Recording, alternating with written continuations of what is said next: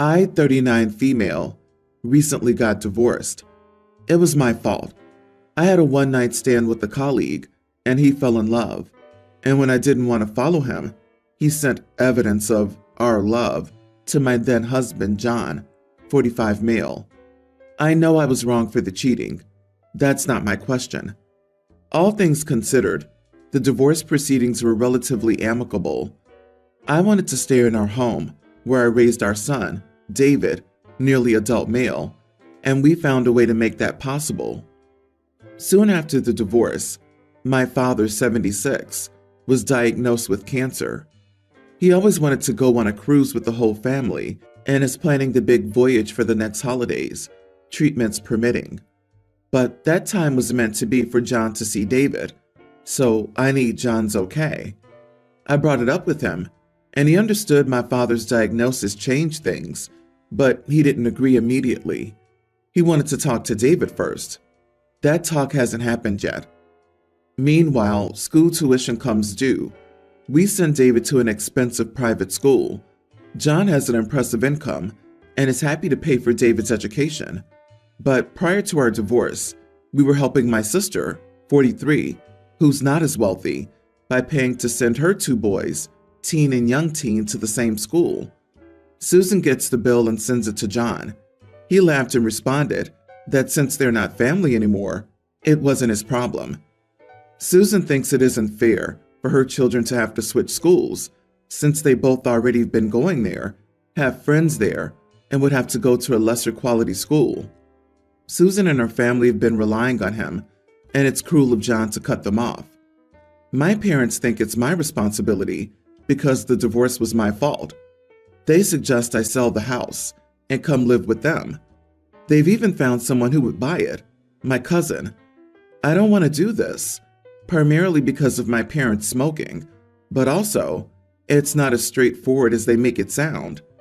In the divorce, we set up the deed to transfer the property to David after I die. John wanted to ensure that if I were to remarry, it wouldn't end up with my hypothetical stepchildren. John thinks it's nothing to do with him anymore, and if there's money for a cruise, then it's time for the rest of the family to step up and get them through this transition. In any case, though, I don't really want to push back on him because he hasn't technically agreed to let David go on the holiday, and I want to make sure my father's possible last wish is good. I feel guilty about this situation. I don't see a happy way of getting the money together, but I also agree that it is unfair that my nephews will likely have to move schools due to no fault of their own. I wish I could help, but I'm not the wealthy auntie that I was a year ago. I'm by no means living in poverty, but I don't have that kind of spare money either. So, am I the idiot for not selling the house to pay my nephew's tuition? You can just give up your home so my kids can go to one school over another. LOL, there's a cousin who can afford to buy the house. The entire family's going on a cruise, but the man who was cheated on and isn't actually family, and the newly single mother with the teen are the ones who should pony up? Tell Sister Dear to get a second job, and if the rest of the family is this concerned, then everyone can chip in, including you since you feel bad about it. It would be frankly disgusting to insist that your ex pays for your sister's kids. Agree. Why can't your parents sell their house, move in with you, and use the money for your nephews then? You are not the idiot for the question you asked. We're not here to judge your cheating, but you know who is an idiot: your family. John is no longer paying the tuition, and I can't blame him. The rest of the family should step up and help if they still want these two kids to attend that school. No, you don't have to sell your house to your cousin and go live with your parents so you can pay for these kids' school. What the heck? And your ex-husband is right. Your nephew's tuition bills aren't his problem anymore, as he's no longer part of your family. It seems clear that they just saw him as a bank account. But wow, if you didn't start a cascade of crap with your little fling. Honestly, OP, I have a hard time believing that your nearly adult son can't put his foot down and insist to your ex, his dad, that he will be going on the family cruise with his dying grandpa. even if it is Dad's custody time, if he wanted to. I have no idea what your relationship with your son currently is, but your husband waffling on the kid going on the cruise, maybe your husband's offering to take the heat for your kid, not wanting to go. I, 27 female, got engaged to my fiancé, 34 male, right before the global issue, and due to that, have experienced delay after delay. But finally, we've begun planning and are aiming at a spring wedding next year. My mother asked me if I could include my sister-in-law in my bridal party because after marrying, my brother moved several states away and has expressed feeling isolated without family around. I could understand, so I agreed. But my sister-in-law has been nothing short of a nightmare. My bridesmaid all assisted in handwriting and sending out our wedding invitations, but the ones my sister-in-law helped with had zero invitation inside and instead was an empty envelope. I know they were hers because everyone had different shades of pink envelopes to go from. She also took the longest at our makeup and hair consultations, even extending her appointment to an hour, to which I was charged. I am covering her expenses as she's a stay-at-home mom, and I know things are tight right now because she couldn't agree with the stylist on what makeup she wanted. But the final straw came when I found the dress of my dreams. The only problem was I was 15 pounds too heavy for it, and I bawled my eyes out because I knew this was the dress for me. Everyone was encouraging, and I still had plenty of time to lose 15 pounds and come back for a fitting, etc. So I agreed and said yes to the dress. When I got home that night, I noticed on my sister-in-law's Instagram that she had posted a picture to her Instagram of me in the dress, ugly and crying, and I was livid. My fiance's already seen the Instagram picture, and I'm devastated. He wasn't supposed to see me in my dress until our wedding day, and I know many more people have seen it. I couldn't help myself. I called her and exploded, adding that she would not be in my bridal party and that she had ruined my wedding. My mother has called me and told me that even though she understands, I lacked compassion and have severely hurt my sister-in-law's feelings. She asked if I could find it in my heart to forgive, but I told her, even if I did that, I still wouldn't include her in my party. Am I the idiot? Not the idiot at all. I'm dying to know her excuse for posting a photo of the bride in her dress crying on her social media. Equally excited to hear why your mother's defending your sister-in-law. Bounce from the party was kind. I'd have been tempted to bounce her from the wedding. Why does the sister-in-law hate OP so much? Like, this is clearly deliberate at this point. There's no way it's all a coincidence. Leaving out the invites and all the envelopes. No, that alone doesn't make any sense. But then posting a photo of her in her dress, while it doesn't fit her, as she's ugly crying? OP, cut ties with the sister-in-law and do not let her attend your wedding. She will find a way to ruin the event if she can. Also, consider disinviting your mother if she keeps taking sister-in-law's side. Something is very wrong here, and I'm not sure I trust your mother at this point. Totally agree. Mom is out of line with the whole keep the peace BS. The level of backstabbing from sister-in-law is worse than actual factual backstabbing. This is a continuous and repeated attempt to diminish, demean, and sabotage OP's wedding. Sister-in-law's behavior is psychotic and mean. If everyone doesn't shut it down, it'll only get worse.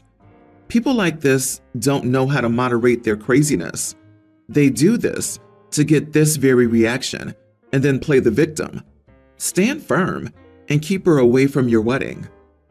It sounds like your mom might be more concerned about maintaining her relationship with her baby boy, who moved away, than what's best for you. Or really her son. Who would truly want their son married to such an idiot? You're not the idiot. There's something wrong with your sister-in-law and anyone who supports her, including your mom. I'm so sorry your sister-in-law is such a raging witch that your mom supports her instead of you. I hope you can find a dress of your dreams or fit into the current one and move past the bullying. Report her account to the social media site as cyberbullying and have it removed. Update. My brother reached out to me to apologize on my sister-in-law's behalf. He stated that she posted it, thinking the app had a feature where she could post privately. I've never seen this on Instagram or knew it was possible, but when I asked why the picture was taken in the first place, he just said he wanted to capture the start of my fitting into the dress journey. I told my brother that she's not getting back into my bridal party, which he understood, but when I mentioned she couldn't attend my wedding, he stated that if that were the case, he couldn't come either. However, my fiance wants her out of the wedding entirely. My brother was my mom's miracle baby, and because of this, she's always doted on him.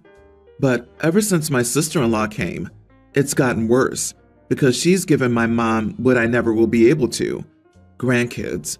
Because of this, my mom and sister-in-law have grown very close and are able to bond in ways that my mom and I can't. This may be why my mother's so hasty to defend her. I, 35 female, have 2 children, a male kindergartner and a female toddler, and an infant, 16 weeks. My first 2 pregnancies have gone quite smoothly, with a few bumps on the way, but not many problems. My 3rd pregnancy was tough, as I got diagnosed with preeclampsia, put on bed rest for 6 weeks, and had an emergency C-section, during which I and the baby almost died. I stayed in the hospital for over 2 weeks before being deemed healthy enough to be released.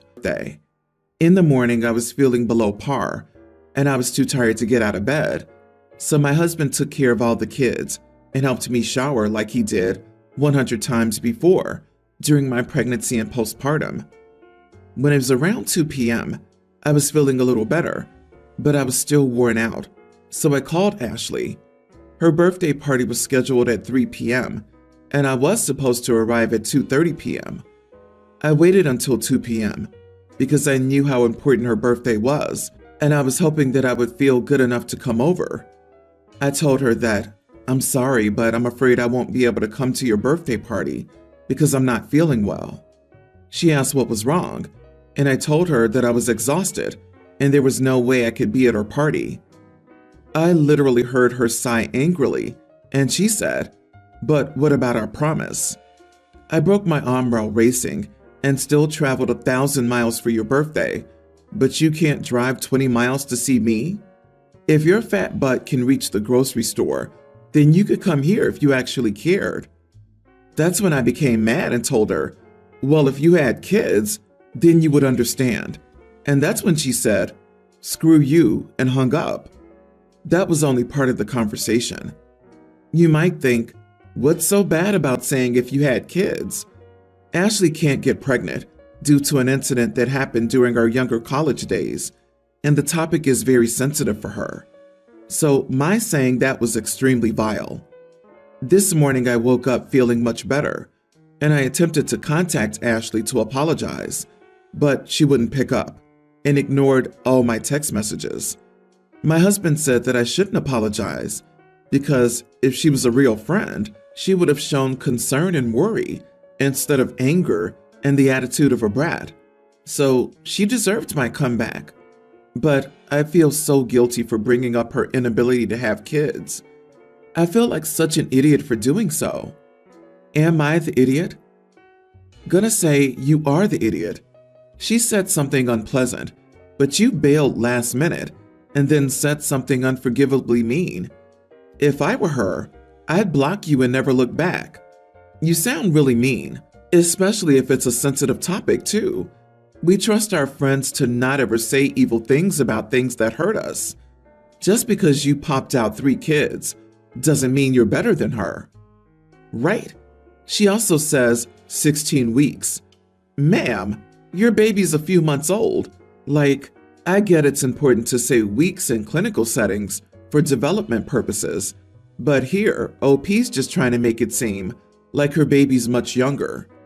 Also, who uses infertility as an insult?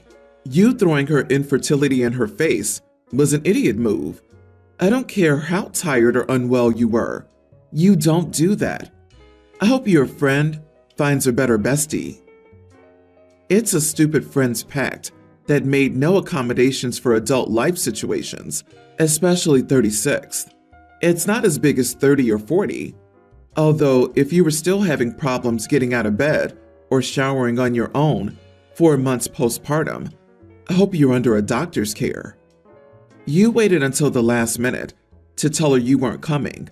You should have warned her days or weeks ago if you've been consistently this weak. Her comment was unkind, but your comment was downright cruel. I have 2 children, 33 female and 40 male. They do not get along and have not spoken in several years. Not getting into it, but a lot of it has to do with my daughter-in-law, son's wife. My husband passed away a few years ago. I sold the big house and decided to purchase a townhouse in the same gated community as my daughter. I like having her and her husband close by, so I know I'm not alone. The gated community comes with a beautiful pool that my daughter and her husband use all the time. The problem started last weekend when my son asked to bring his wife and kids to the pool for the day on Saturday. I said, of course. I called my daughter and informed her that my son and family would be at the pool. She was upset and said she and her family intended to use the pool all weekend, and can we please tell her son no? I told her that was ridiculous. If she wanted to use the pool, she could just ignore them. She threw a fit, saying because of the pool hours, they could only use it on the weekends. She'd been looking forward to swimming all week. She also claimed that this was her home. I was taking away her safe space by having him here. She said she pays a lot to live here and now can't use the amenities. I reminded her that I pay the same amount to live here as she does, and I want my grandbabies to enjoy the pool. She ended the call by saying that she was here first, and I just had to follow her, which hurt. I took my son and his family to the pool on Saturday. My daughter never showed up. I haven't heard from her all week, and my son again asked to bring his family to the pool this weekend, and I agreed. I sent her a text letting her know again, and she sent me one back, telling me not to worry. She won't be going to the pool anymore this season. I think she's being a complete brat. This is my home. I pay just as much to live here. I should be able to use the amenities as I please. Edit. My daughter turned down being a bridesmaid, and everything escalated from there. It ended with my daughter-in-law, as my daughter claims, trying to kick my daughter out of the family. Daughter-in-law said many untrue things to other family members about her. A lot of family doesn't talk to my son and daughter-in-law, so obviously, if those were daughter-in-law's intentions, they didn't work. So my daughter needs to get over it. You are the idiot. Completely. You moved there to be close to your daughter, but allow her bully to come over as they please? Mom of the year right here. I don't care if they're adults, and you think your daughter should get over it. The fact that other members of your family don't talk to your son and his family should be evidence enough of who's in the wrong. Why don't you move closer to your favorite child? OP, the key information is that you both pay to live there and use the amenities when your son and his family do not. Truthfully, I don't like outsiders even coming in because they crowd the space that renters pay for. If he wants a pool, there are plenty of public pools around. You meet him at one of those. If someone is uncomfortable in their own space, you should respect that and not allow him the ability to change that. She has every right to be angry with you. Also, she lived there first and created a home out of it, and you came in and stole that away from her. Tell your darling son, who also failed to rein in his wife's vicious behavior, that you can't continue giving them weekends. He doesn't pay for any of the amenities and is certainly not entitled to them. Then apologize to your daughter for not handling this situation correctly. Otherwise, move closer to your son and completely abandon your daughter. I'll bet your son and his wife are not the ones you can count on to consider your needs.